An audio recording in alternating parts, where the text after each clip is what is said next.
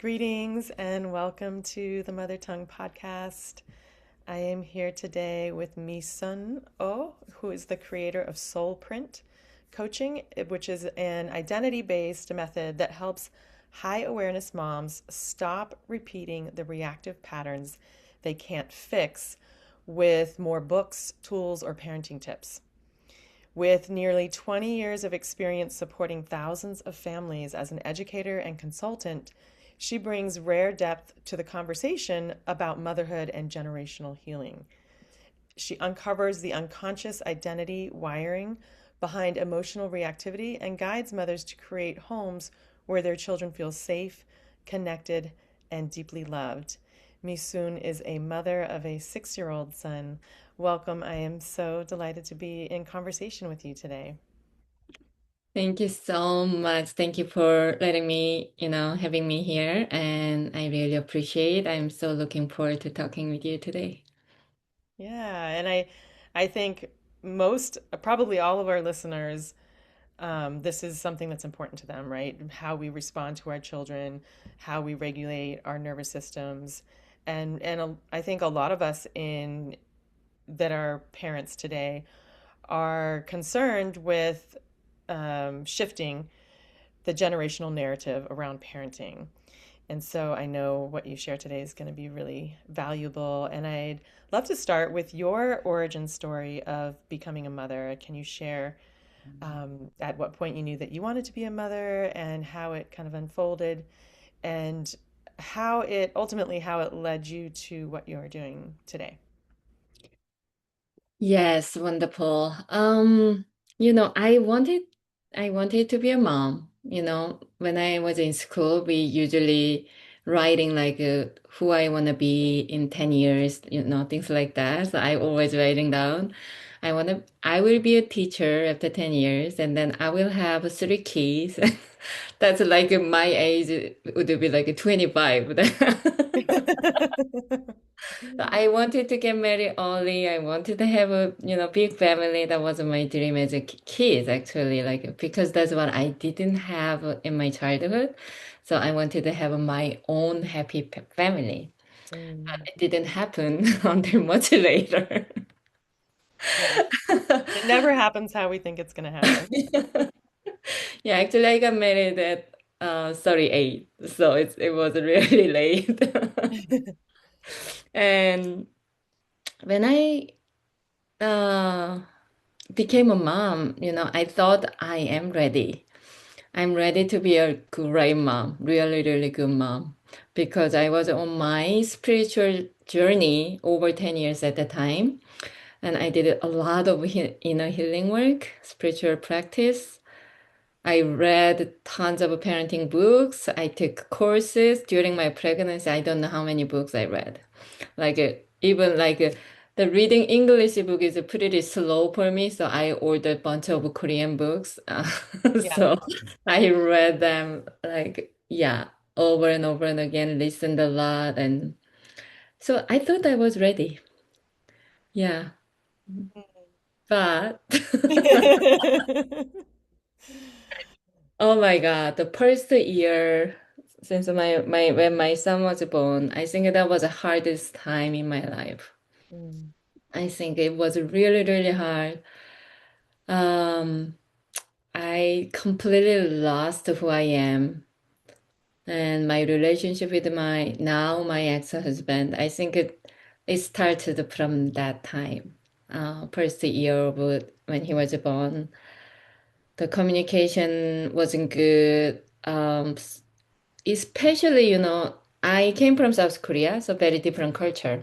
yeah. And in Korea, when we give birth, we usually give mom like 100 days. That's what we Wow. think. We need Oh, that time to recover.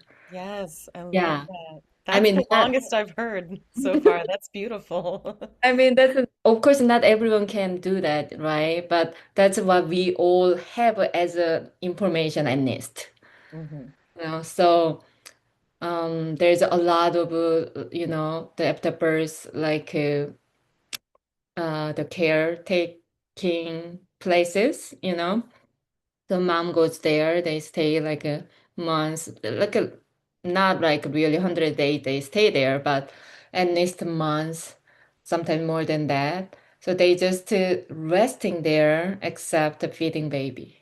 And what is there? Is it it's a center for Yeah. postpartum women? Okay. Yeah. Oh, So there's a, I mean, I'm not a hundred of fan of this. I really want to be with my baby all the time, you know. So yeah. there's a downside and upside, but just that's how I grew up, and I believed that's really important. But I didn't get any really support after giving birth. I didn't have any family member here, and in America they have a very different understanding about giving birth. So it was a really, really tough time for me, and I just completely lost myself. It was a chaos. Yeah. Yeah.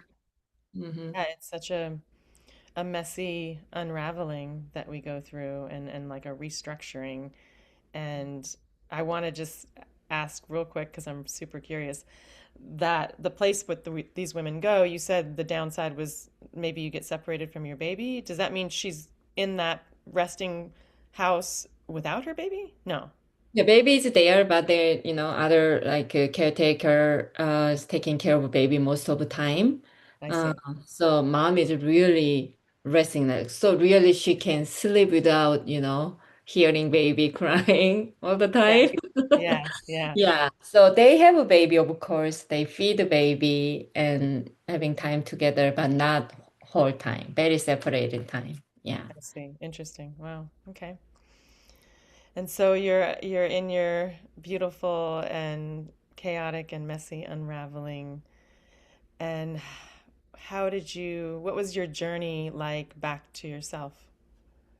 Oh, yeah. So, even though I was really like, I cried a lot, I yelled a lot, I was angry a lot. And even though I didn't have that awareness, like it's a big problem Hmm. because it's just no, everyone does. Every mom does. And you are just human being. That's what I thought. I just justify myself, my behavior.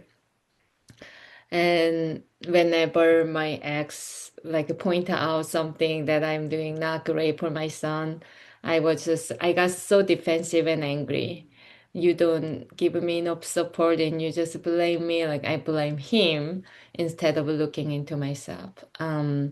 And then one day, like it probably was like when he was 3 or something like that. I was driving a car. He was crying, really, really crying, and I couldn't bear that at the moment. Just there's no way I can control myself at the moment. I was really like stop the car very quickly. It's just, put the brake, and then I look at him and I yelled at him in the car on the street. And I saw his face. Oh my God, he was frozen, of course. He was just frozen with fear. But I know it's not just the fear of my yelling or anger. It was a fear of separation, fear of disconnection. I could see that because that's what I carried for most of my life.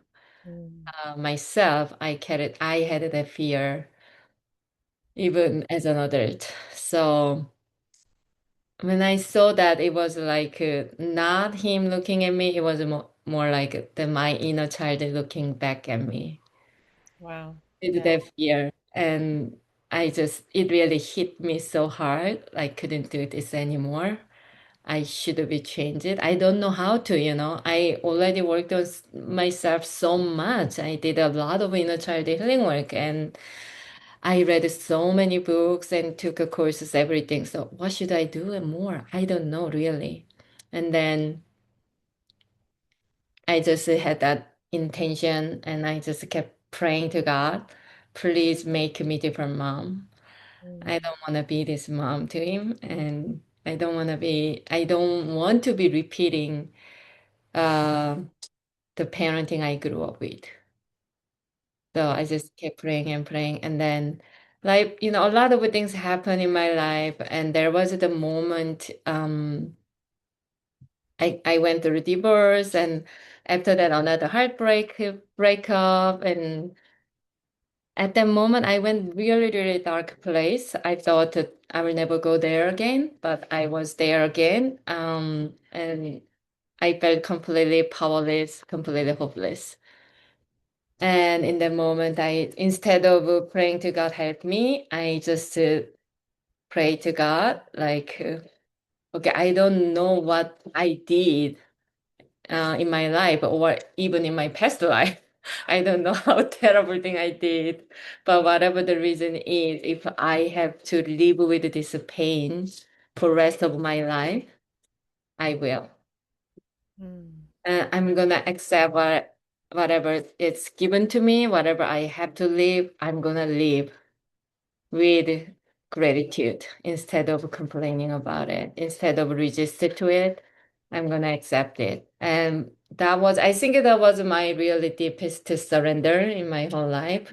Just completely surrender myself to God, and then like, okay, just use me, whatever you want to use me, the way.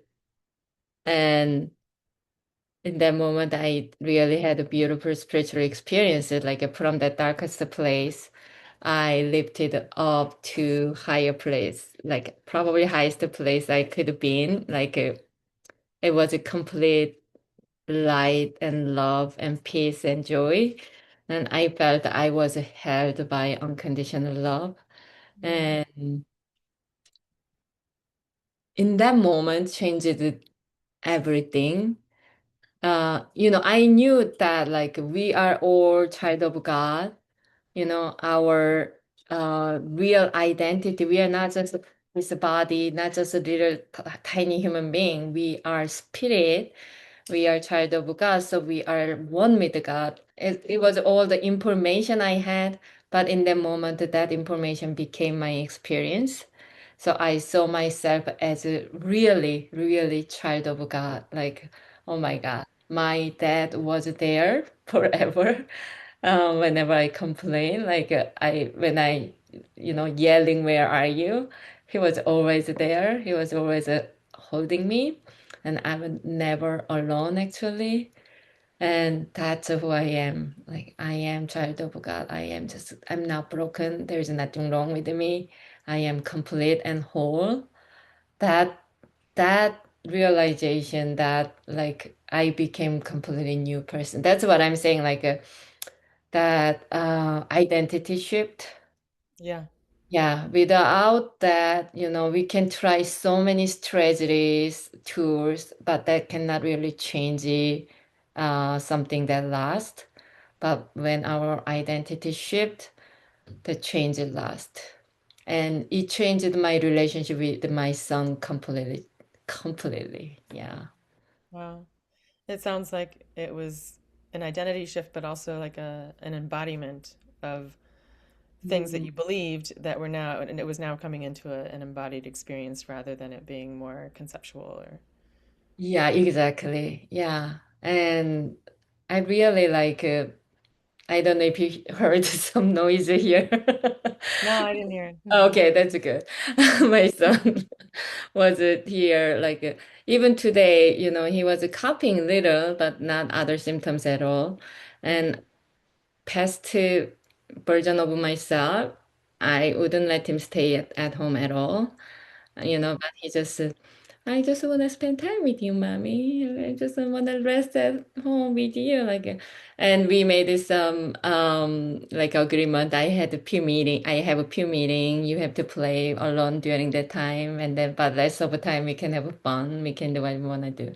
So that's another thing. Like I was trying to raise him like by the standard what I believe he has to do, I have to do, But now it's more, the most important thing is really our connection. Mm. Yeah. Yeah. Oh, that's beautiful. Thank you for sharing. And then, so how did you, I know you were an educator and a consultant and probably still are for a long time, and then you created the Soul Print. And can you share how, the evolution of that? Oh yeah. Well, my career was in South Korea before I moved here about 8 years ago. Since I was a kid, I don't know. I was just, I'm gonna be a teacher when I grow up. There's no other option, and that never other thing really came across to my mind. So, um, it's of course a thing for me to be a teacher, and I just went through that journey, and I loved it. But what I most loved, I believe most of the teachers are same, like not only teaching subject, but really connecting with the kids. That's the best part. And especially in Korea, the teenagers' level of stress is really, really high. It's number one in the whole world. Mm. It- so the suicide rate is also number one because the whole society, medias, parent, teacher, everyone just telling them you have to have a good grade. That's the only way that you can be successful in the world. Mm. No other options. So yeah, just everyone like going to school all day and they going to private school after school, studying until 10 p.m., sometimes midnight. Like so it's just all day studying, studying, studying. There people like don't sleep more than 4 or 5 hours when they're in high school. Like Wow. I'm sure it's very different now, but when I was there, it was the thing, and they didn't even think about other option. There's a, it's the only way I have to study hard, good, like get good grade and enter number, you know, the high level of university. Yeah. Yeah, everyone are same. So I love the connecting with the kids, really let them find their purpose. Mhm. They're really what their vision is. So also what I noticed it was, you know, if I see the kids, I really can tell how their parents are doing. Uh-huh. Yeah. Yeah.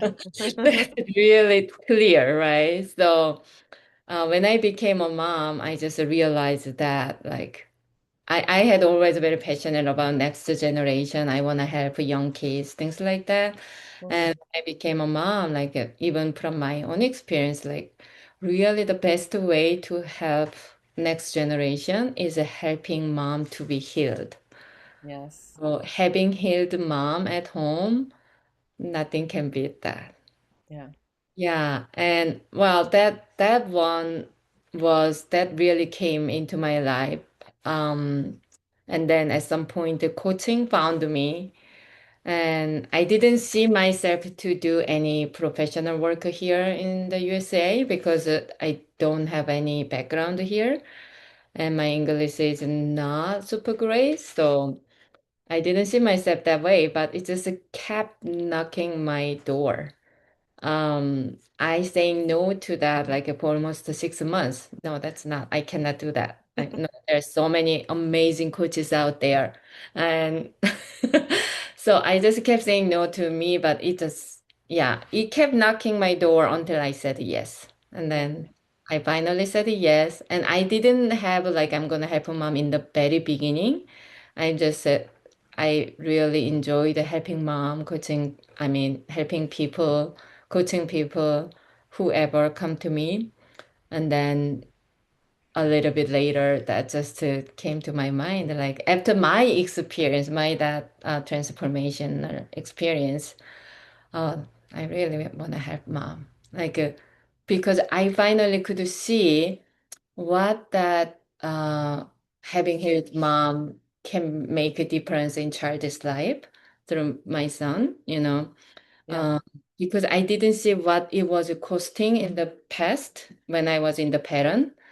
Until I came out of it, I didn't see it. But now I clearly see what it was costing. It Mm. was costing our connection. It was costing my son's confidence, self-esteem, and safety, mostly safety. Mm. So now I see really like how he feels safe. Yeah. It's a totally different, really, really different. So I really want to have mom to, have this kinds of connection with their kids. Yeah.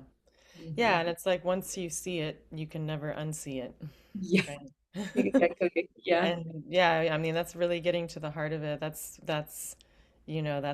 my work as well, is like working with mothers because if we can if we can prioritize and help them prioritize their own wellness, then that just ripples out most immediately to the children, but also to, their partners and communities. It's so powerful. It costs everything. It definitely cost my marriage. Yeah. Yeah. Wow. Yeah. Yeah. And so tell us a little bit about Soulprint and how you work with moms. Oh yeah, that name came to my mind just one morning when I was meditating.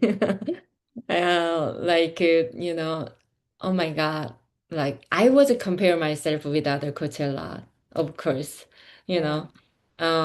There's so many amazing coaches out there. There's so many experts who can help moms. Who am I? What am I saying? Who's gonna listen to me? Like a lot, a lot. And then one morning, the word really came to my mind, the soul print. Like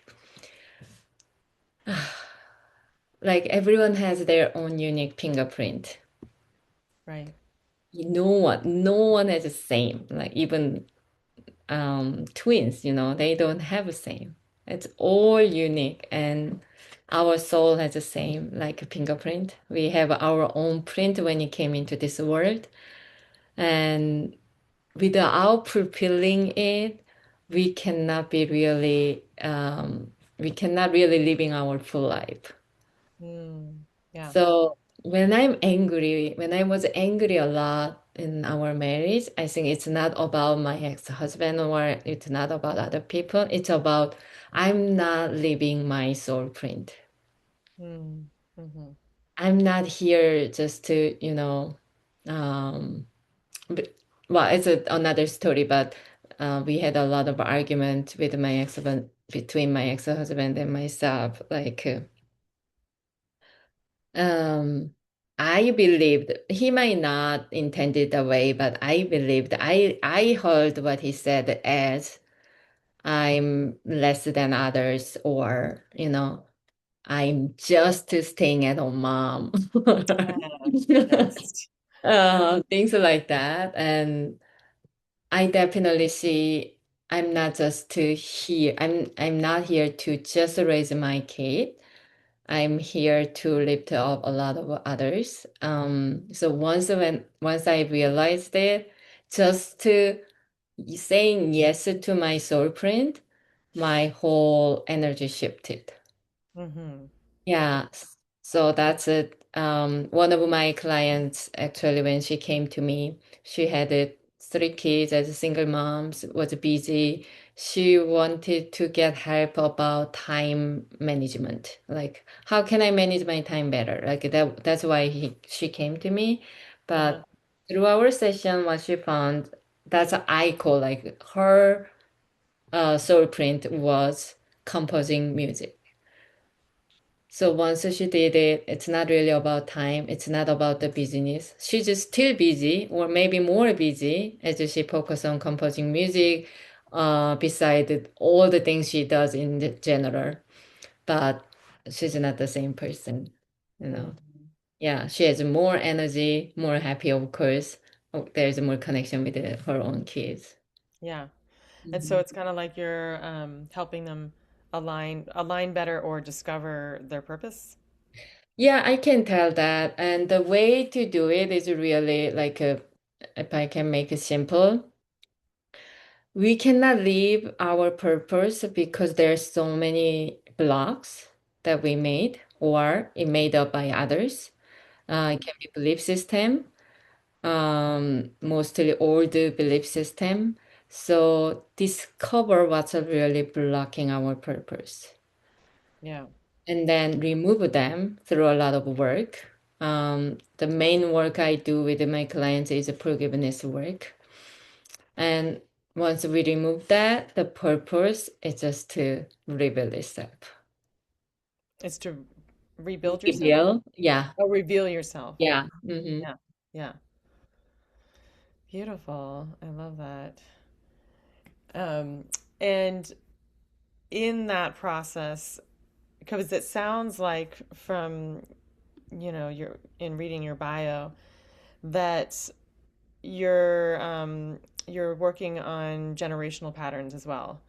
And so would you say that helping them find their purpose and align with their purpose is automatically kind of leads to that intergenerational healing, or is that more of something, would you say that's more separate? Yeah, that's a good question. Now I can tell my story a little bit around that.